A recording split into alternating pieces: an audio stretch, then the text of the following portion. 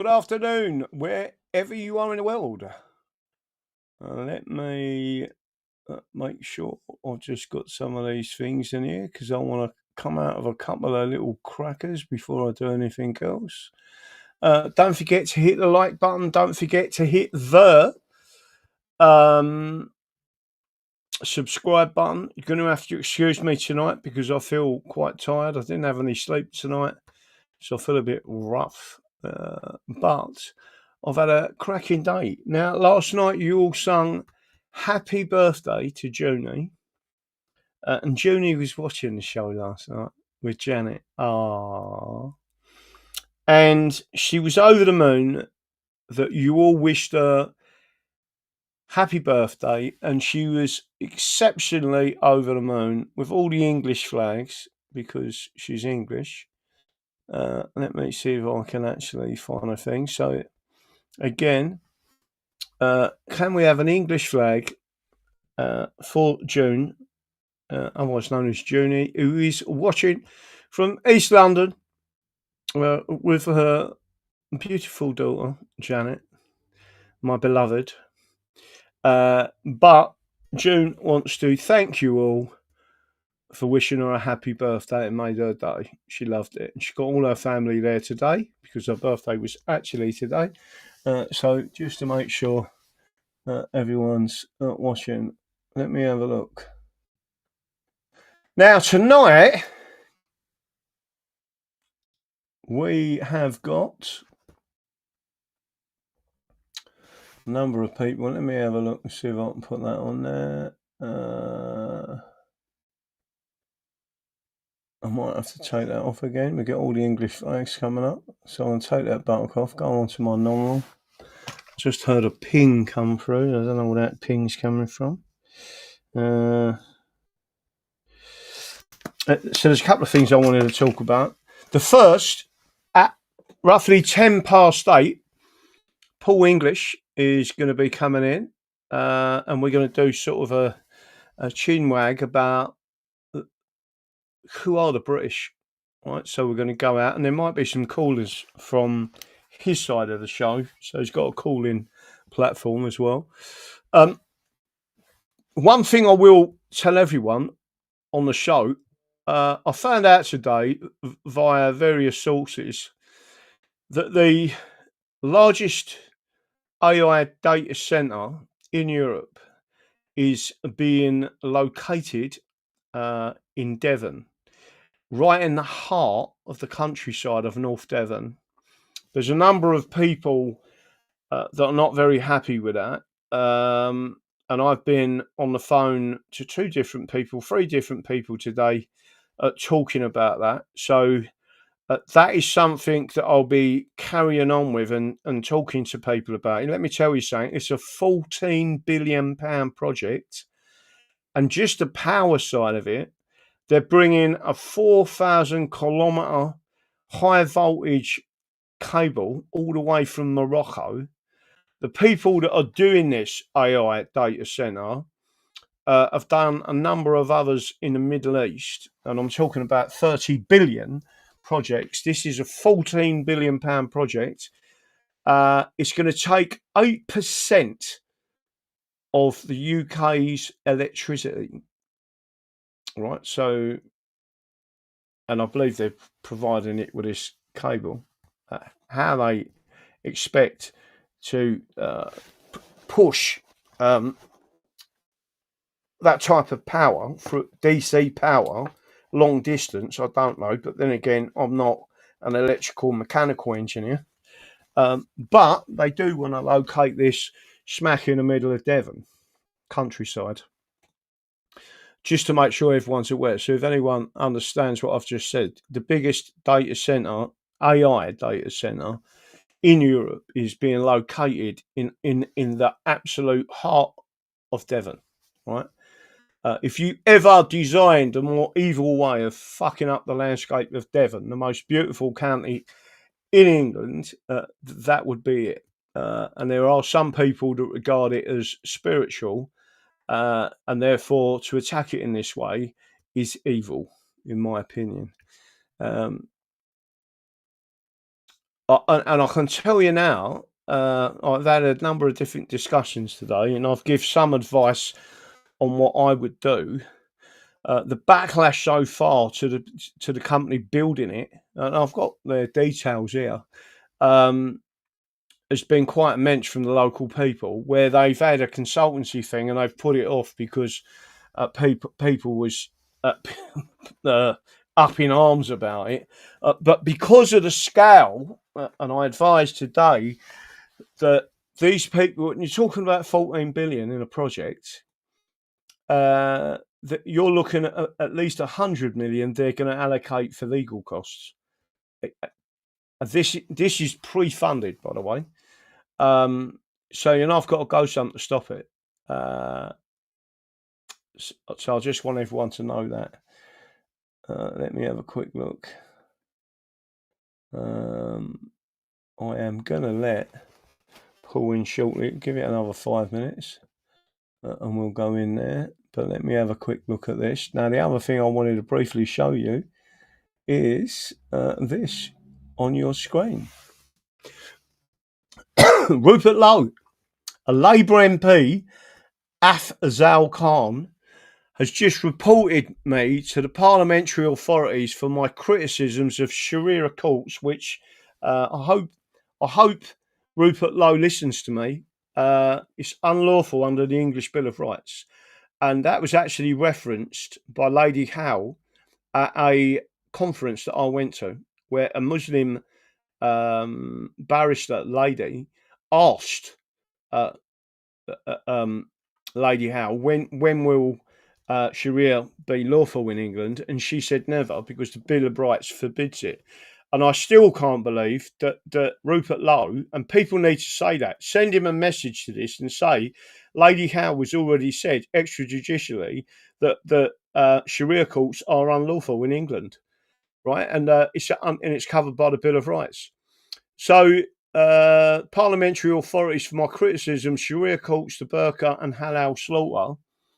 In addition, he has reported our rape gang inquiry for seeking to scapegoat Muslims and sow division in society. Really? He has also included in his report published on Facebook page my appearance on Joe Rogan's show.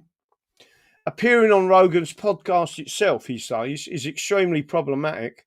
I would like to be abundantly clear in my response. I will not be apologising. I will not be silenced. My views are shared by a large majority of British people, and there is finally a political party willing to stand up for that patriotic majority. Restore Britain. And I've got to be honest with you, after what I see, and I did go through it, there's a number of little clips that we've put out so far, but I do want to show you this. Hopefully I can find it. Let's see if I can find where he is. Not sure if that's going to come up again.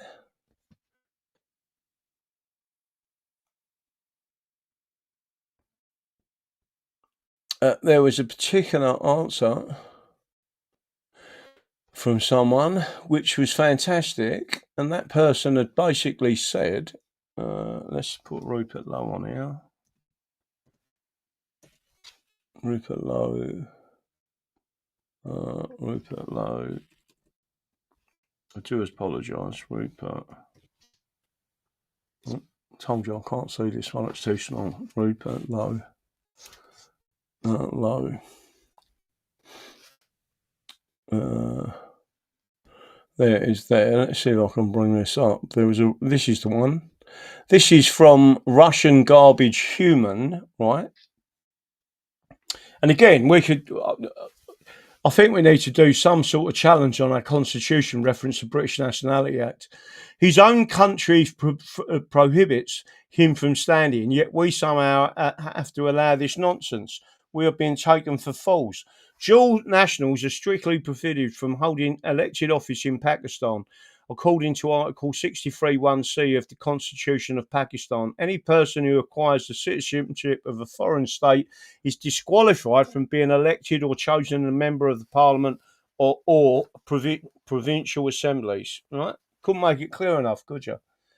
But there you go. Who am I? but a constitutionalist. What I'm going to do now is attempt to let Paul in and see what happens. I'll click the button and see if he appears on my screen. I've got my hearing aids. I'm going to try and see if I can actually get this to work. I think it's actually doing something in the background. Support is in the background as we speak.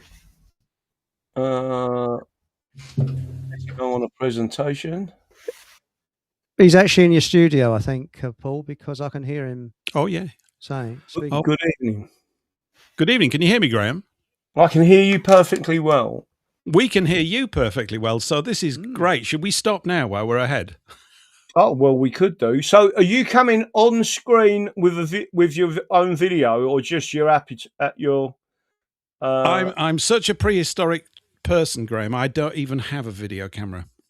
Oh, well, that's what I like to hear. I'm trying to see whether it'll let me actually put you on the screen side by side, but it won't. Never mind. Go on. Well, everybody can hear me, and we can hear you. So I was just blithering on. We've made our little start over here, and this is the first time I've ever done an incestuous radio show with anybody, because we're broadcasting in your channel, and you're broadcasting in ours. Isn't that cool? Hey, that's very good. It is. Can you do call-ins? We can take call-ins, yeah. If you want people to call in, and we can pick them up in the studio and then patch through, and they can grill you or grill me or just fall asleep at the phone. Yeah, they can do that. You'd have to know where to go. Let me make sure my audience. Can you hear Paul English? To my audience, in other words, can you hear the other person talking? Of course they can. I've wired it all up perfect. We've got a multi-channel mixer here, and I think I've done it right. But we can certainly hear you at this end, Graham. So hopefully, if you're hearing me, your audience should be. My audience are all saying 5v5. They can all hear you, so that is fantastic. Well done, that man. What a bit of technology there is there. Oh, you what?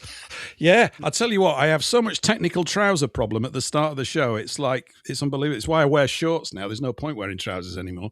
So it's all been a bit tricky. But anyway, look, it's great to connect up with you and get you on the show. Even, we've got an hour here to chug through things. And what I'd sort of labelled the show as here at our end is, so who are the British, Graham? Who are they? Who are they? So it depends if you want the long story or the short story. We've got an hour, so you time it just as you see fit. Right. Well, the short story is British is a legal fiction created by the British Nationality Act of 1948. There is a particular part of that act which is unlawful and unconstitutional because it removed the protections from the English, Welsh, Scottish, Irish, and Cornish.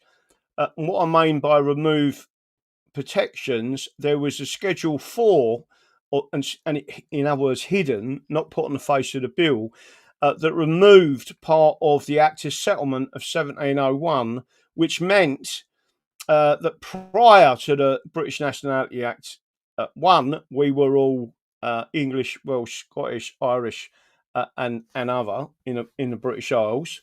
Right. But most importantly, what it did, unfortunately, and it's never been brought up and challenged in the High Court, and it should be, is it removed the requirement under English constitutional law that to be a member of Parliament, House of Lords, police constable, mayor, or any other profit or authority in England, in particular, you had to be born of English parents or Dominion. So at this time, Scotland was regarded as a Dominion.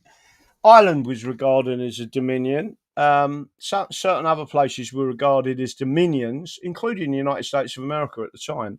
But they extradited themselves from that. So is Southern Ireland, because they created their own constitution and become a republic, a full-on republic, in 1936, 1937. So the short answer is, who are the British? Currently, it is a legal fiction handed to anyone. So anyone can be British, don't matter who you are. Anyone can be British. And Yep. the worst part of that, the worst part of that is if you declare yourself as British and you're an indigenous person, so you're English, Scottish, Welsh, or Irish, or Cornish, you lose all of your rights as an Englishman under the English Constitution because you're in fact self-declaring that you're not English. Right, it's like a default position. So you're either or as far as they view you. Well, you must always stand up and say, "I am English." What they do is then wave. Many times they will wave a passport and so that passport says British.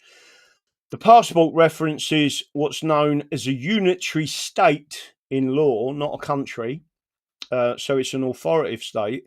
And really and truthfully, we've been suckered into via our Parliament and the Acts of Union of 1706, 1707, and we've brought Roman law into a common law jurisdiction, which never works well, and it's proving the point today. So that's the short answer.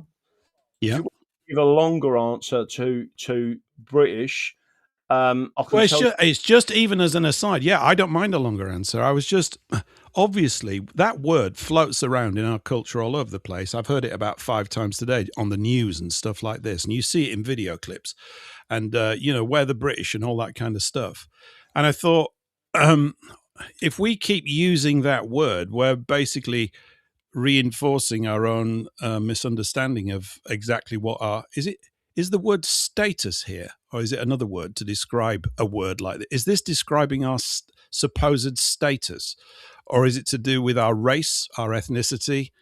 I just prefer race myself. I can't be doing with ethnicity. It's far too many syllables. Yeah. So if you regard yourself, if you regard yourself as British, you're putting a legal fiction, which is unnatural, created by Parliament, on your forehead and declaring yourself as British. I'm English.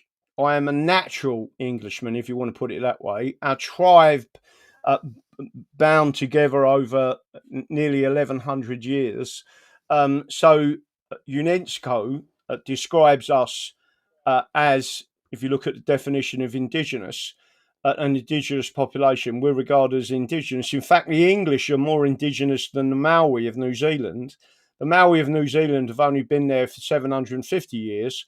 We have been here for the best part of, well, when I say we, if you look at England as one nation since 927, 1,100 years. Prior to that, we were several separate kingdoms of the Anglo-Saxons and the Jutes that all come together.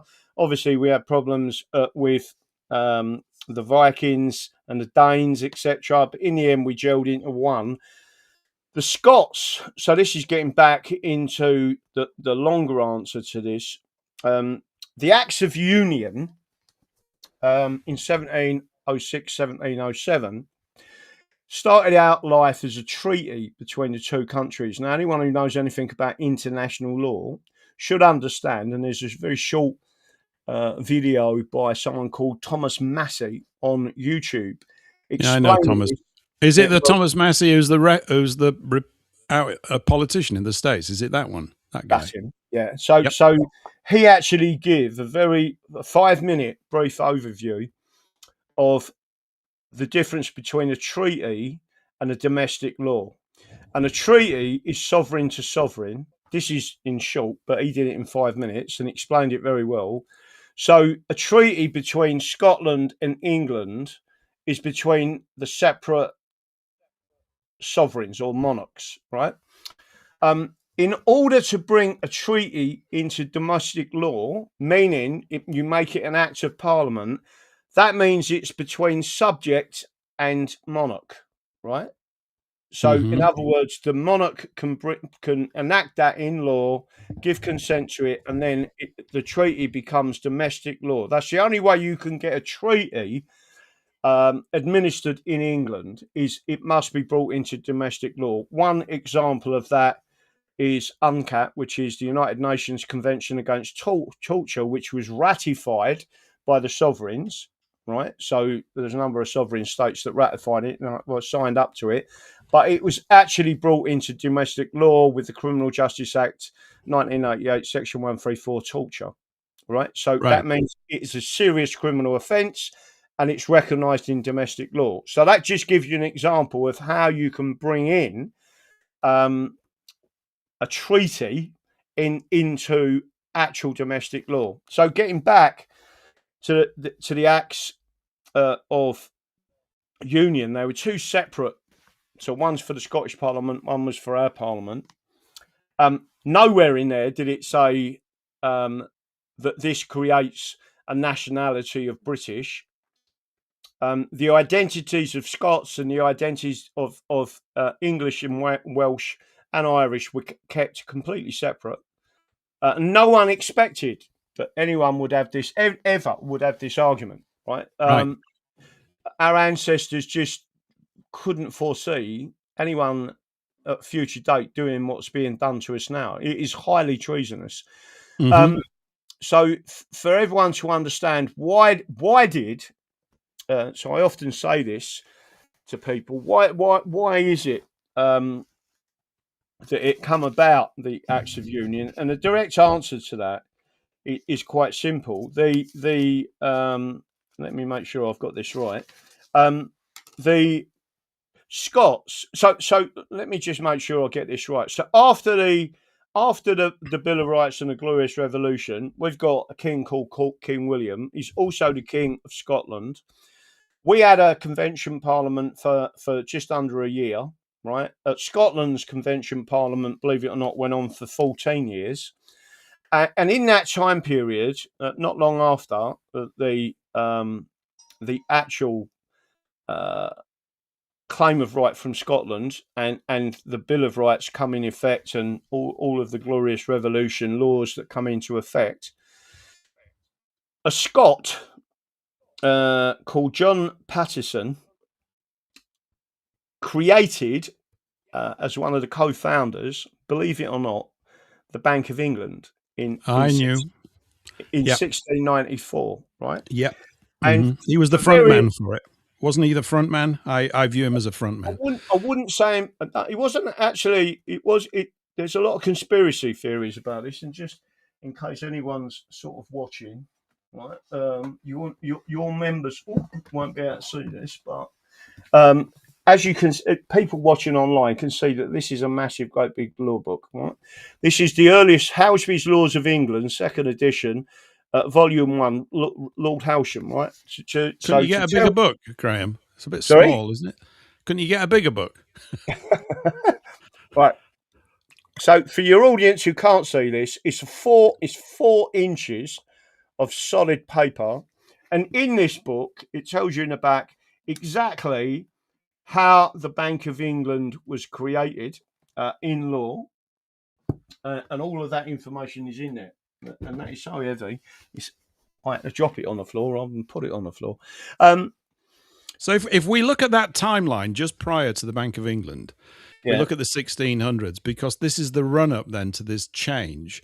We've got Cromwell, and we've got the so-called English Civil War.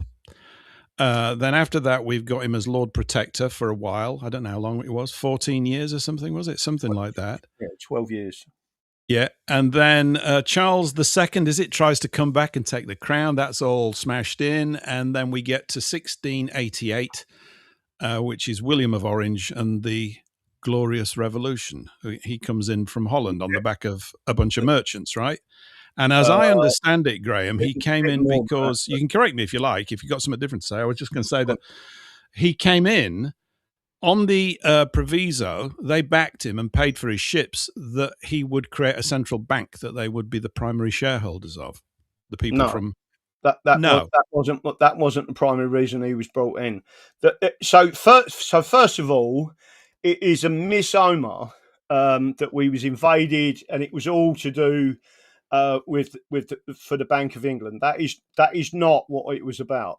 And just to make sure everyone's aware, 3,000 of our troops exiled themselves to Holland and lobbied the king as a Protestant king, because the Protestants were being persecuted by the Catholics, right? So In Holland or in England?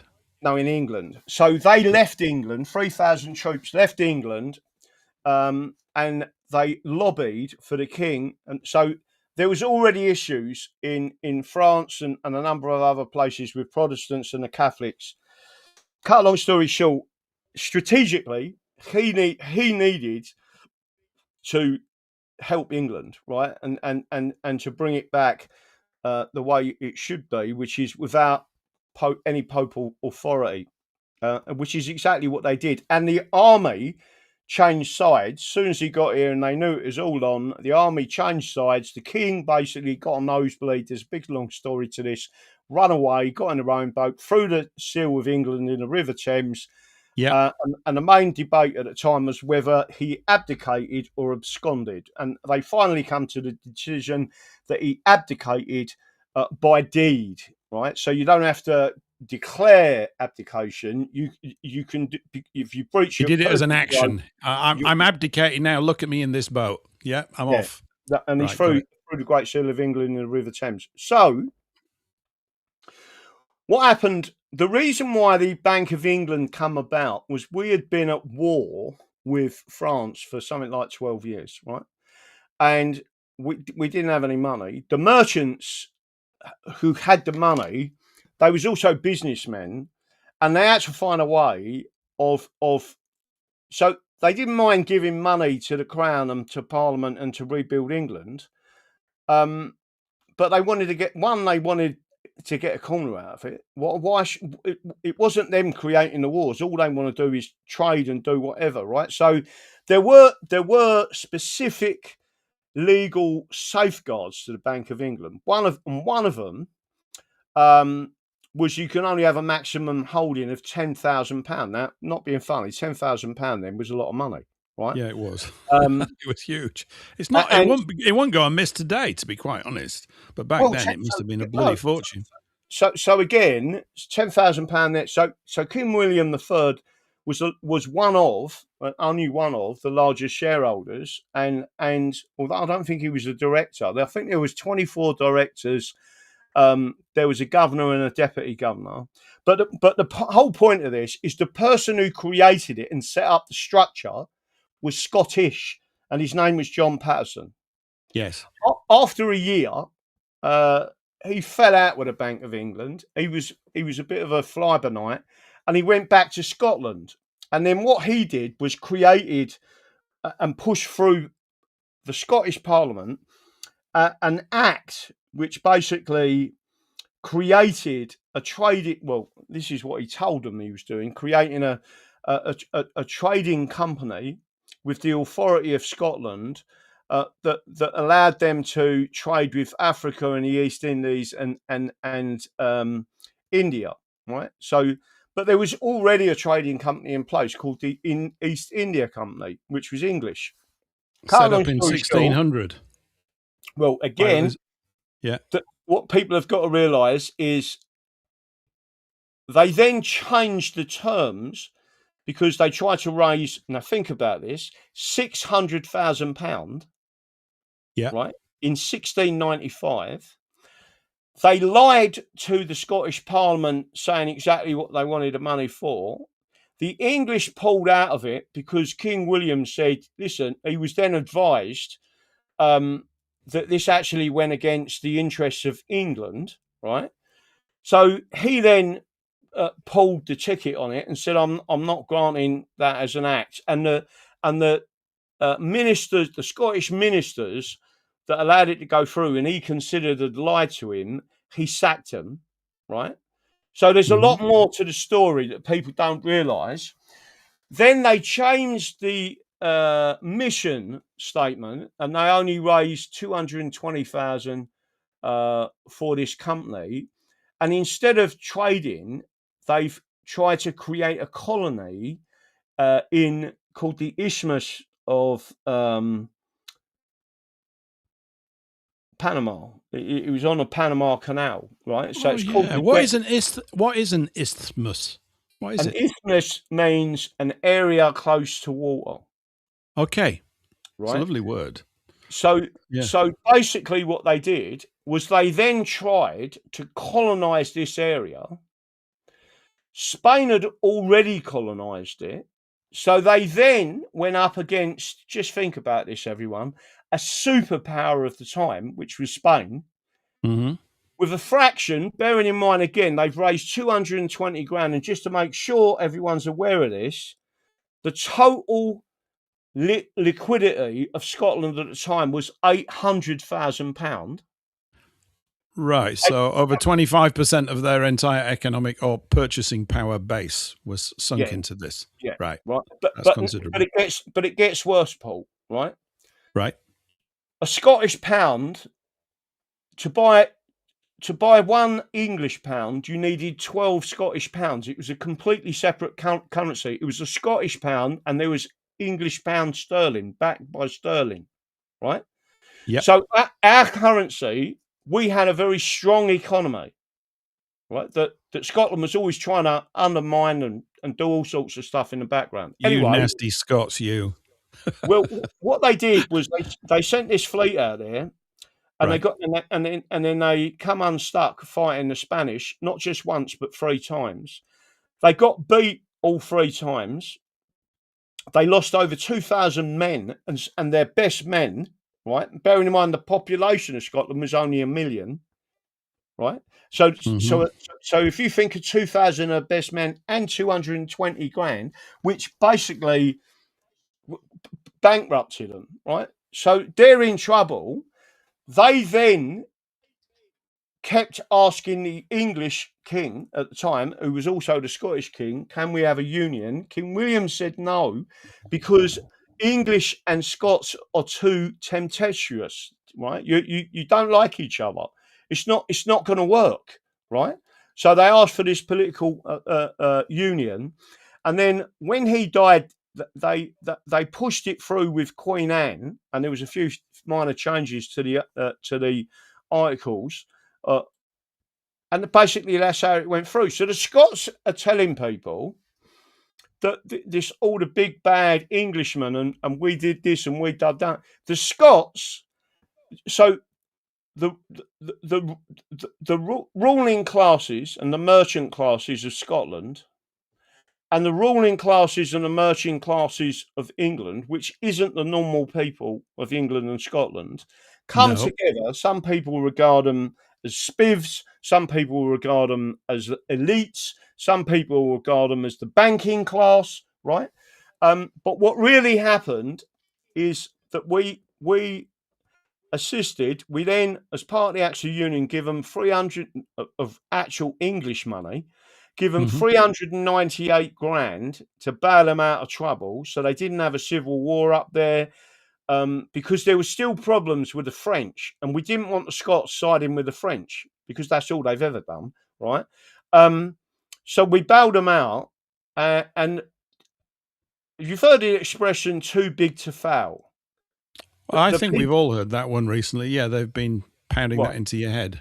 I think right. that applies to the banks, apparently, and only to the banks, just Well, about. so if people really do understand this, they must understand that the real first proper bailout that ever occurred in effect, a socialist nation that wasn't doing very well, right, was bailed out by England, and yet England gets to blame for everything that's gone on, and so that's the longer story of how it come about.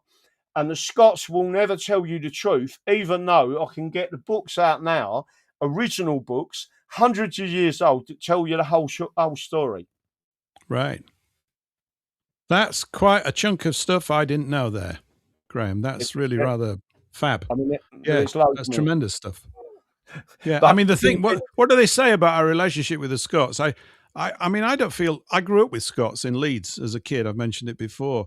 And some Scottish wag, some comedian said, the relationship between the English and the Scots goes something like this. You English, you quite like us, and we Scots hate you. It's a joke. And you don't mind anyway. You still go on liking us. And I think there's sort of some element of truth in that. I think things have changed a little bit. I mean, I don't know. Does this make me a traitor, Graham? Am I on thin ice here saying this sort of stuff? But I've never felt any animosity really to just my view, I suppose, not really as a Briton, although I've obviously used that word. In fact, I heard today that so we got just on these words, we've got British, we've got Britain, Britain. We've got Britons, Britons. Yeah. What is the difference between the three? You've done British, yeah, but it's interesting because I think of Britain currently, before you're about to speak, so you can correct me, as an area of land that includes all of these islands, including. I think of Britain, probably wrongly, as Northern Ireland, Scotland, England, Wales, all the 3,500 little islands around it. These are the Isles of Britain. But then they call them the British Isles, don't they? So that's probably muddled as well as we plough into this. Yeah. I'm writing this down as you're saying. So you said Britain, Briton. What was the other one? Oh, it's British, really. I don't. Anybody got any more? I can't think of any others, really. Right. So I'll start with them three. Okay. So Britain is an island. It is not a country. Great Britain, the reason why it was originally referenced as Great Britain was because we was the only island in the world that was home to 3 independent nations: Scotland, England, and Wales. That's why they called us Great Britain, and that's why the actual island, without the islands, just the mainland, if you want to call it that, was called Great Britain, right? So Great Britain is not, I repeat, not a country. It is an island, and that is recognised in English law. In these law books, it tells you when there's a conflict of laws, Scotland is just as foreign as a nation as Germany or France. And so it's an area, isn't it? I did think of it like that. I didn't think of it as a sort of country, as one thing. I've just thought of Britain as being these land masses, which you've just explained.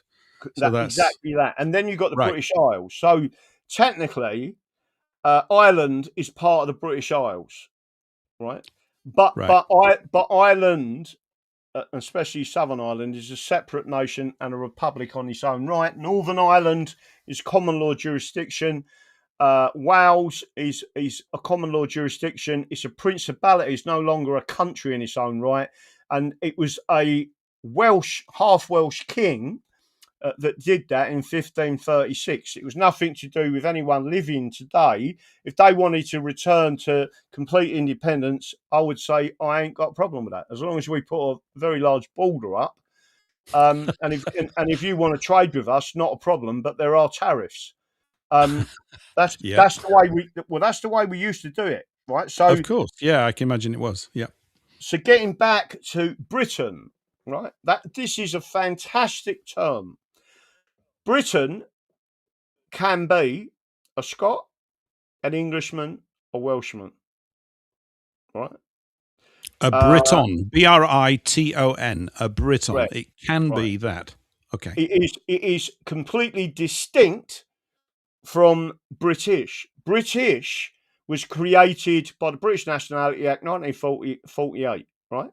That's when that term British as a citizen come about. That's so. In other words, we've only been called British in law since 1948. Prior to that, we were Britons, right? So you could say, I am a Briton, but by the grace of God, I am English, right? Yes. That is a proper term, and people need to understand it. So a Briton is that. So but an Irishman, whether he's Northern or Southern Irish, is not a Briton technically, because he's not on mainland Britain. He's part of the British Isles. Same as a Manc, right, who comes from the Isle of Man. And by the way, people don't realise the Isle of Man is completely independent. It wasn't never in the European Union. It has its own parliament. It only relies really on England, in effect, for protection. But it also is the closest to what's known as a lodal title. In other words, if you buy a property there, it's your Yep. property outright. And the Yes. people that are part of the Isle of Man, as part of that allodal title, they govern themselves completely. And that is why they have a separate banking system to the rest of the UK. It's why they was never in the European Union, for example. And I I personally like the believe, sound of it a lot. well, Northern Ireland should be the same, technically. Right. And then it should come up under as a protectorate of England, but be completely independent. Don't forget, my main thing is self-determination, the number one human right. So to protect the indigenous people, I believe the only way that you're ever going to do that now is to reverse the Acts of Union. Because, by the way, if you void the Acts of Union, it means any law made from 1707 is null and void. Any stare decisis that relied on any of them lawyers. So you scrap all of this bad law. You scrap. Some people won't like this, but you would scrap the Balfour Agreement. You would scrap Yep. the Palestinian Mandate of 1923. It's all becomes void with English independence. And here's the crucial bit. Now, if people understand that, they understand why it is that the British and certain financial backers of the British will not allow anyone to talk about English independence. Because it's a domino effect that leads to the situation you've just been describing, or it easily could. Exactly. So right. Who has the greatest interest in England always being, or even divided up into regions or devolution? Who has the greatest influence over that? Who really wants that to happen so we become completely destroyed? And the answer is the group of people I just described. Who would benefit the most from destroying England so they survive? Yeah. So this Act of Union in 1707, when it was made, was it in breach of any prior of these laws in perpetuity, such as the Bill of Rights or any of the other documents that you're very well versed in? Did it breach anything, or was it in alignment with stuff at the time?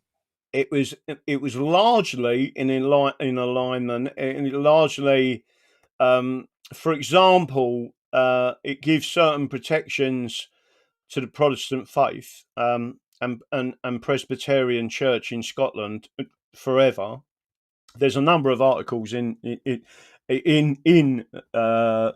Acts of Union. I can't remember exactly how many. Something like 27 times it says forever, and anywhere in a constitutional document that it says forever, it means forever. A.V. Dicey has actually said that the statement statesmen of the time who created that law knew exactly what forever meant. And it meant that it was to bind future parliaments. So when you look at what they've done, and the attacks have mainly been on England, certainly not on Scotland. If you think about Scotland having free university education, the English don't have that. In fact, it's the English paying for it. The Scots get free prescriptions. The English don't get that. The English pay for that. Parking facilities mainly in Scotland. There's very, very few. All hospitals in Scotland are free parking, and the reason for that is because the English pay for it. So once people understand, the people being damaged the most by this union is England. Well, I felt that instinctively for a long time. I wouldn't have thought of it, of course, the way that you've clearly described it in terms of it being the Acts of Union. But it's in simple sort of layman's language, we more than appear, to not have a voice in the outcome of our own affairs, to the degree that the other sort of supposed, sub-nations, if you want to call it. So England's the big baddie in all the roles. Yep. And yet the English themselves don't even have their own parliament, do they? It's not an English parliament, whereas the Scots do. I think the Welsh do as well, don't they? Well, that's a misnomer. Right, okay. If I went into detail about that, you'd get it straight away. So Holyrood is not a parliament. It's an assembly, right? Right. Scotland has become a region of the European Union. London has its own assembly, separate to the British Parliament. It is a region of the European Union. Wales has an assembly. It's not a parliament. To call it a parliament is wrong, Right. because it is if when we voted to come out of the European Union, what should have happened is they should have made null and void as unconstitutional, because it went against the Bill of Rights, the European Communities Act of 1972. Instead, they went into a repeal.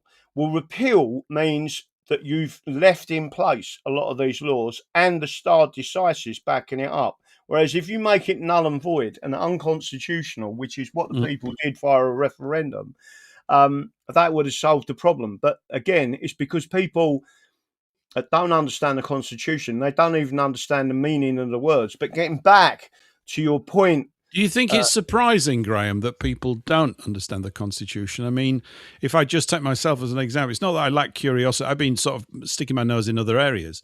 There's so many things to dig up. Everywhere you go, you come up across what feels to me like excessive complexity. And of course, this stuff is not taught, is it, to us at school? used to be. Yeah, I bet it did. But I mean, obviously, as part of a sort of cultural canvas that you grow up in, if this word Constitution, the Bill of Rights, which of course are familiar terms to you, you've been using them for years, and to many others, no doubt your core listeners as well, but probably outside of these circles, it's rarely mentioned. You mentioned to me in this little phone call that we had earlier today that Rupert Lowe had just mentioned the Constitution. He must be one of the few MPs that's ever said that within recent memory. Well, as far as I'm aware, I don't know. So getting back to two points there. First, I'll start with Rupert Lowe. He said to Joe Rogan yesterday, roughly 10 minutes into that interview, that he intended to go back to individual empowerment, which means the common law, right? Yes. And to go back to the original Constitution. That is a very, very powerful statement. That means so he's looking like the least worst option by a country mile, isn't he? That's how I phrase it in the political sphere. I don't expect ever to not be disappointed, simply because they don't have full sort of control over all things, even though they sometimes pretend that they do currently. But if it makes him the least worst, and by such a degree, I almost feel like he's fighting a rearguard action, but it's worth fighting. It might turn into an attack at some point. But I mean, that is encouraging. No, it is encouraging. Yeah, it is. I mean, he's actually brought up the Bill of Rights in the Houses of Parliament. A week later, he was sacked by Reform. So that gives you an example about how terrified people are to mention in that House the English Bill of Rights, because they do know that they are committing treason. But getting back to the other point about the British Parliament, just to make sure everyone's aware of this, there are no English MPs in that Parliament. You've got Scottish MPs, you've got Welsh MPs, you've got Northern Irish MPs, you've got Cornish MPs, and then you've got British MPs. None of those MPs that should represent, and there's more to this, by the way, should represent England. They are not representing England. They're representing the British. Well, that means they can be anyone. And by the way, many of them people are foreigners because they're not born of English parents. But just give you another indication of this, because it's really important. Yeah. So Scotland's got 57 MPs roughly in that House of Parliament. Scottish MPs from Scottish constituencies, right? But then you can have someone who is Scottish living in Surrey and getting elected, and the English, like mugs, elect him. And that's exactly what happened with Keir Hardie, who was the first Fabian elected member of Parliament for the. We love the Fabians round here, Graham. Do you love them in your neck of the woods? They're great guys, aren't they? They're the most disgusting people ever. But the point being, they are. They're very close up there. They're right at the top of the list. Keir Hardie couldn't get elected in Scotland, so he come down to East London and got elected in East London, and then represented Scotland. But we can't do that. If we try to get elected in Scotland, it'll be not happening, right? Try and get elected in Wales, not happening, right? Try and get, I mean, the only person I know who's English who got elected in Northern Ireland, there might be one or two others, and the Northern Irish are more English than the English, because at least they are in a way. They are actually. Yeah, I know exactly what you mean. Yeah, they are. Yeah, but the only person I know is Enoch Powell. Yeah. Where did he get elected? Did he go to Northern Ireland to get elected? He lost his seat for the Conservative Party in England, and he went over to Northern Ireland, and Northern Irish elected him. So again, the Northern Irish are fantastic people. Yes, they are. I love the way they talk as well. Yeah, I do. They're full of fire. They're great. Yeah, they are. It's all good. I mean, the thing is, I tend to feel that there's more that binds us in common than separates us. The thing that separates us by design, it appears to me, is the machinations of the so-called controlling class that have organized all these, what appear to the layman, massive complexities, and all these words to describe what should be a plain and direct situation. I'm a simple guy, really. I like to think, or let's put it this way, the more simply you think about things, the faster you can kind of grasp the essence of it. I over here, I tend to bang on relentlessly about the Bank of England because I'm not very happy with it. And that's an understatement. And I'm not going to bang on about it again, but I do it privately just about every day. Just going back to this word British as well, a thought occurred to me a few minutes ago when you were talking and going through those words. We've been raised, haven't we, on the British Empire, right? Was it called that then prior to this 1948 Act? Or was it just called Britannica? That's another word. I mean, I know we've got the Encyclopedia Britannica.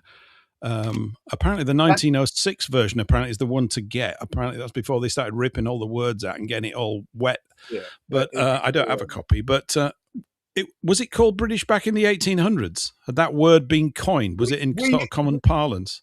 We did used to be known as British externally to England. Right. So if you went out to America, they would refer to you as British, but not.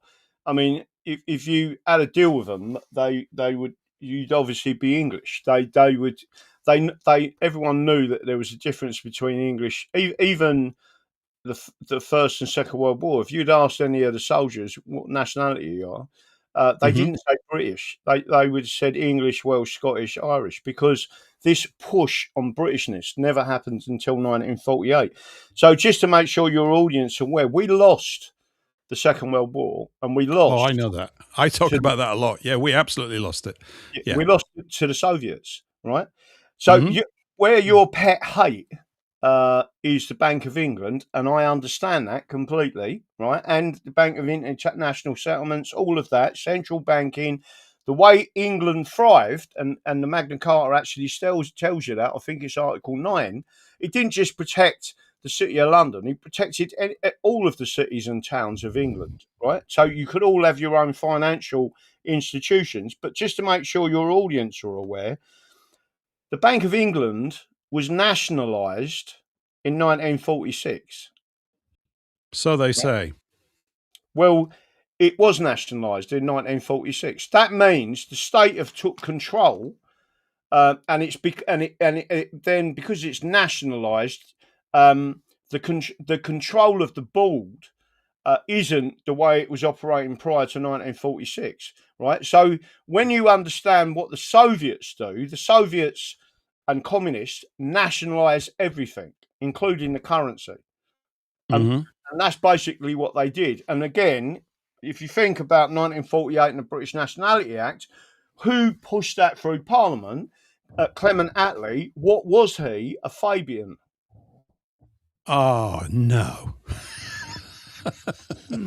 Yeah, I knew that. Well, haven't or isn't it the case that every so-called Labour MP or Prime Minister has been a Fabian? They're basically the factory production line for them, aren't they? Isn't that what it is? I think was Wilson, Harold Wilson. I think this will not shrink the pound in your pocket. You remember Harold Wilson and the pipe? He was a Fabian. He was a Fabian. He was a very bright lad from Oxford, came from Huddersfield, and muttered a lot. He was supposed to be very intellectual, but not a very good leader. But I would have preferred him over Ted Heath.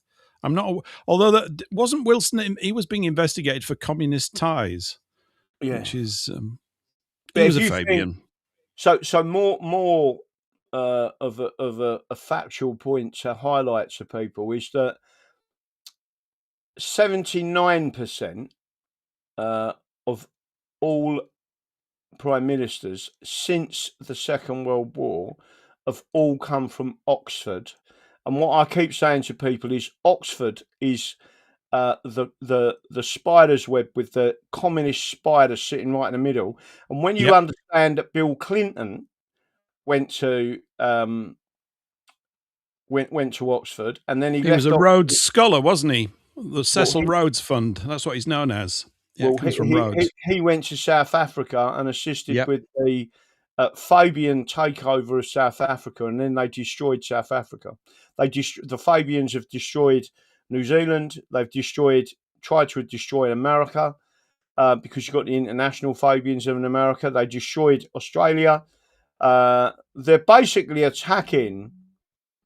So the other thing for your audience to be aware of, prior to the Acts of Union, the American colonies were known as English dominions, right? And a dominion is different to a colony. So when they become British colonies, that's when they were centrally controlled. And within 70 years of the British technically existing from the Acts of Union, they was waging war upon the English colonies. And just to make sure, and this is not me having a dig, it's fact, it's a historical fact, the first regiments that attacked the English colonies or English dominions were Scottish regiments. Yes, it's all a bit muddled, isn't it? It's not like it's in the movies, is it, Graham? No, not at all. No. And again, people are not told the truth. There's a great guy on YouTube that tells the absolute truth about all of this, and he's a fantastic. He's an old boy. He's a black guy. His name is Thomas Sorrell, and some of the stuff he comes out with about Scotland, I mean, the Scots are seething because Sorrell's fantastic. He's absolutely brilliant. I've got loads of clips from him. He's extremely articulate. He's a natural leader of his people in America. I don't know why he isn't doing that, but he's brilliant. Yeah, he is. He's a very gifted guy, and he's got he has a different type of observation about things. I remember him talking about the advantages that we had here. This is one of these little quirky things that I don't forget. The advantage that we have about having water all around us during this sort of industrial revolution period was simply to do with the fact that the fastest thing on land in Europe was a horse and cart. And it cost quite a bit. You've got to feed the horse, right, every 25 miles or whatever it is. I don't know much about horses. But if you've got coal in Newcastle, you want to get it down to London, you just stick it on a barge and float it down the coast. And I thought, good grief. And it's why we had such an advantage in terms of the countries relatively not that wide. We could get things moving really, really fast. It became a real sort of, of course, the plunderers took most of it out of people's pockets and stuck them in hovels, which is what Dickens wrote about in the 1800s after they'd sucked them all off the land. But so it goes under the word Fabian right now, but basically I prefer commie because it carries with it a sting of disgust and a rebuke, as it should, because they're repulsive creatures. And that's what the Fabians are. It's just a grand name for them. Oh, we're the think tank. Oh, yeah, you organise all the ruin, do you? And that's exactly what they do. I totally agree. I mean, I put a tweet out today, and on that tweet, I basically said, the Fabians are to communists what the Nazis were to fascism.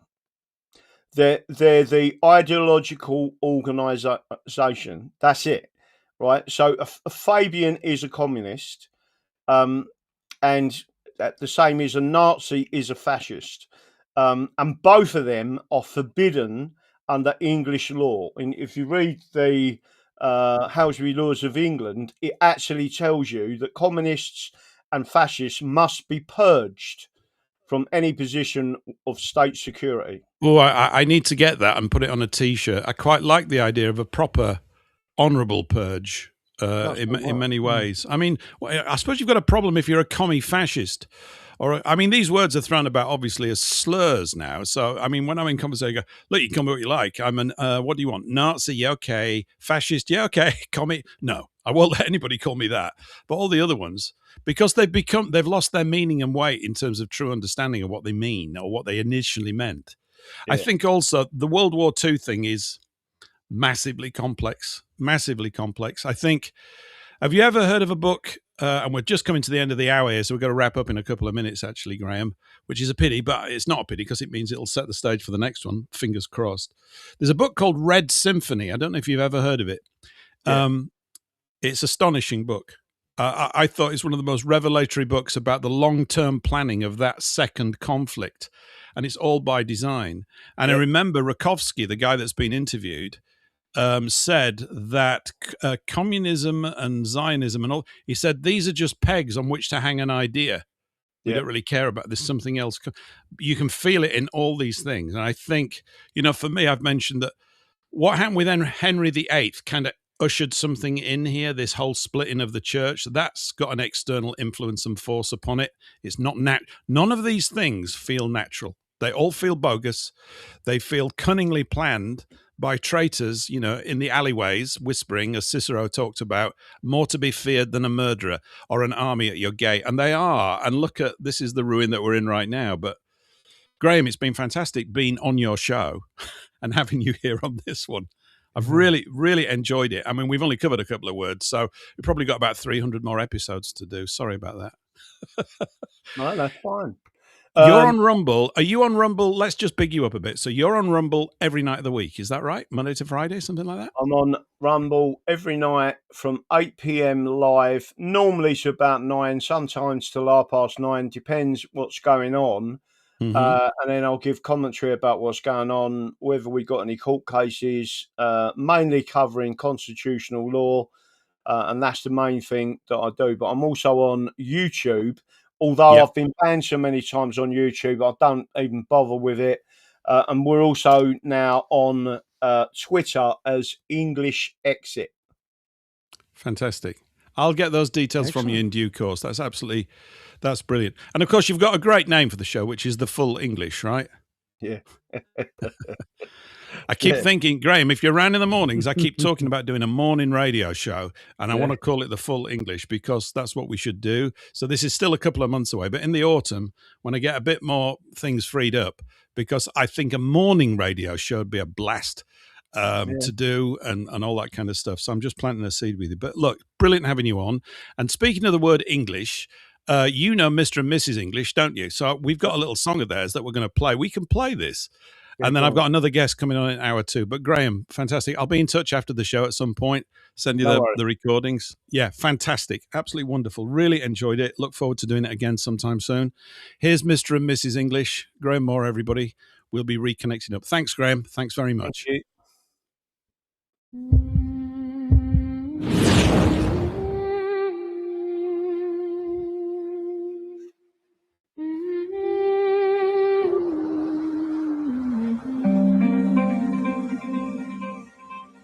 From Ethelstan's crown to the oak so grand, our roots run deep through this blessed land. By law and honor, by truth we stand. The English heart beats strong and planned. Raise the flag, let the red cross fly. For England's soul will never die. From the fields to the castle stone, the Constitution guards our home.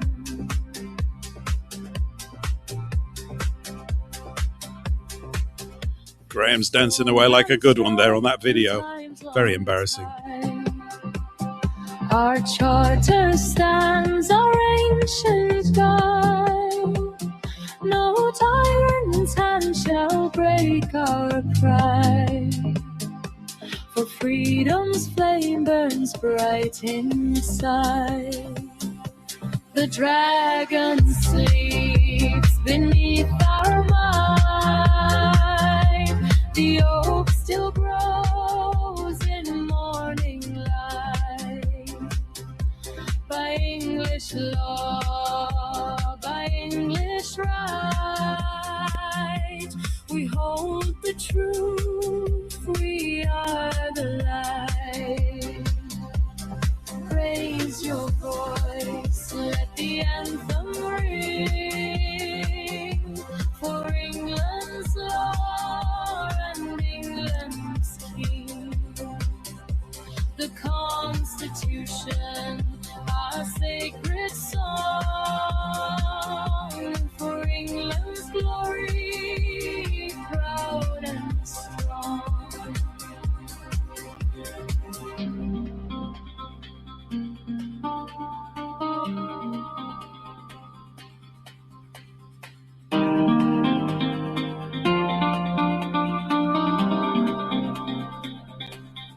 Raise the flag, let the red cross fly, for England's soul will never die.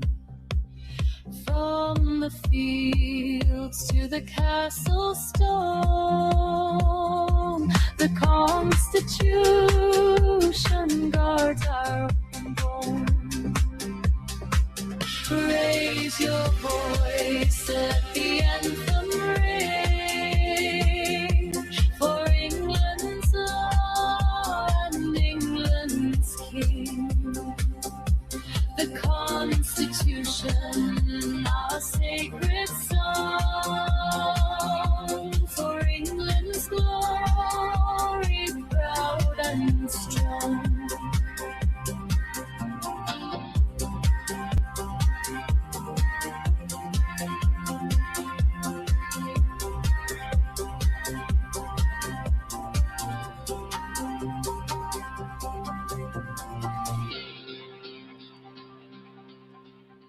That was Mr. and Mrs. English. That one was called Constitutional Dragon Heartbeat. Very groovy, I thought. Anyway, Graham Moore there for the last hour. That was fab. And as I was saying, I'll be in touch with Graham. Hopefully we'll have him back on the show soon, or whatever's going to happen. But things are going to keep happening. Anyway, welcome back to part 2, hour 2. And Eric's here and our guest. Hello. Hello, Eric. We've got a guest, Hello. Eric. We've got a guest Hello, here, which guest, is Miles Eric. Johnston. Hello. Hello, Miles. Eric Hi. Miles Johnson. Yeah, That's a Miles strange Johnston. name. It is. No, Eric Miles Johnson. You just announced him. So is Eric here? Eric Miles Johnson. Eric Oh, sorry. Miles Johnston is here. Yes. And Yes. Miles, you're muted. Do you want me to unmute you? I could do. For God's sake, don't swear. Yeah, don't swear. Yes. Whatever you do. No F-bombs. Not until after 10 o'clock. Okay. No. Right. Hi, Miles. How have you been? That's it. He's gone. I kicked him off the show. Lovely song and beautiful voice. Thank you very much for all that. And again, thank you to all of your hard work, you people. Don't forget, hit the like button, whatever platform you're on. Share it, right? Because sharing is caring. But most importantly, if you're watching on YouTube, if you're watching on Twitter, whatever, come over to Rumble. It's it is the free speech platform. And hit subscribe, because we're trying to get over the 10,000 mark on this channel. I think we're a couple of hundred away, right? So the more every one of you helps to get that over there. There you go. Browse the English Constitution. Now I did show something today because someone was looking at something. Oh, there it is. We was having a discussion. Let's see if I can pull that on here. I can't find it. Let's have a look. Not on that one. That's not on that one. So let's see if it comes back on there. It ain't come back on there. That's not on that one. We've tried as much as we can. Let me have a look. Right, is there any questions from this wonderful audience? Is there anything I haven't covered and you wanted me to cover? Does everyone understand? Let's have a look and see if that person is the person I'm talking about. Follow back. Paul English, A Nation, Race of People. Repost. So if there's anyone who wants to, I think this is the person. I'm not sure, but I think if you want to give him a follow on Twitter, he's out there. Give that a follow. Re-empower. So again, I just want to make sure that everyone gets this, because I've been putting this up there, and I think it's important that people see it. Exactly what our old mucker Rupert Lowe said, right? And no, it don't. Listen, I am of the opinion that 70% of something is better than 100% of nothing, right? And I do listen. This means a lot to me, right? And this is his words from Joe Rogan. He intends, and his party intend, to re-empower the individual. That means bring back the full force of the common law, and return to our original constitution. That's his words, not mine, right? It's not your fault you don't know what that means, but that means millions will go, right? And I've put that in response to someone who was having a bitch about him, tell him to retire and all that. Listen, there's some things, listen, I think he's doing all right. I can't stand Henry Bolton. Everyone knows my opinion of the guy. Unless he proves otherwise, and I can't see that he's going to do it. But anyone who knows him from UKIP days, anyone knows he basically let down a lot of people in his behaviour. And all of a sudden he's come back and he's trying to tell us all what a wonderful person he is, and he's going to sort out. The police need sorting out in a big way, right? And massive. I'm not suggesting they don't. They absolutely do. But you've got to have a lot of courage to do it. And if they want me to be a police officer, I would. Let me tell you something. If you want me as one of these people like ICE going around picking people up, right? Tooled up. Sorry, we're going to be nice to you. Get in that van, bang bang on there. Not bang bang, but get on that vehicle. Take them to the thing. Right now you're being deported. See you later. Right. And don't forget we got a trillionaire that has already offered to buy an airline to assist. And we'll probably buy a couple of ships as well. Everyone needs to understand that. Artist Gunnar Graham, you shared so much information tonight. You're in your element when being questioned. Thank you, Artist Gunnar. Yes, DD, and rightly so. It's been done. It's hot. Hopefully I didn't talk too much, because I think he's got a great, Paul English has got a great radio voice. Does everyone agree with that? Tell me if you think Paul English has got a great radio voice. I think we have it till the end of the month. Get back 8k or 10k or more. My name was accepted today by receipt email, so worth getting friends and try to. Show support with thumbs up, then share it. Yeah, no, please do that. No, DD, Health Choice Justice, make them the right, make them do right and constitutional thing. Neil, you get more on the shit. I don't mind, whatever way.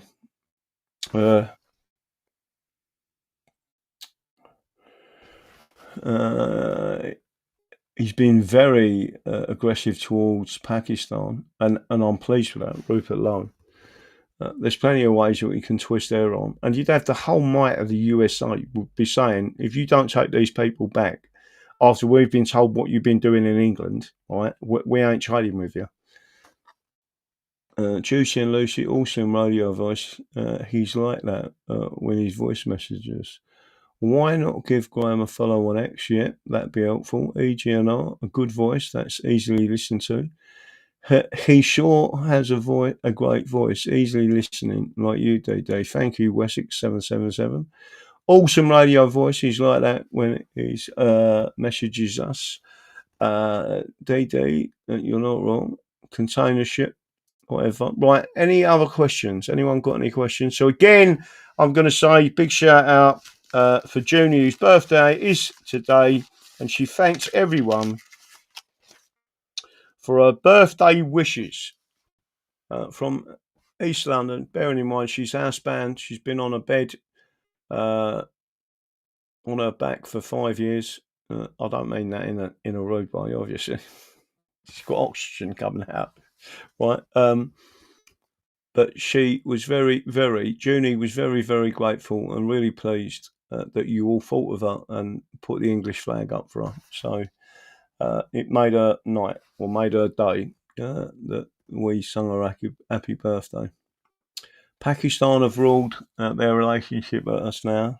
I think they've ruined that already. Sadly, he's pro them. Who is? If you wish to send Graham, also Danny Dragon, a personal donation, thank you very much. Happy birthday, June. Well done. And some more coming out there. That's it, I think. So we're at, there's about, in total, about, it says 607 people watching. So there's quite a few people out there. Thank you again. Don't forget, sharing is caring, and we will be pushing forward on a few things. We do need to speak to Rupert Lowe. We do need to push certain things that, and there are people who may be able to help us.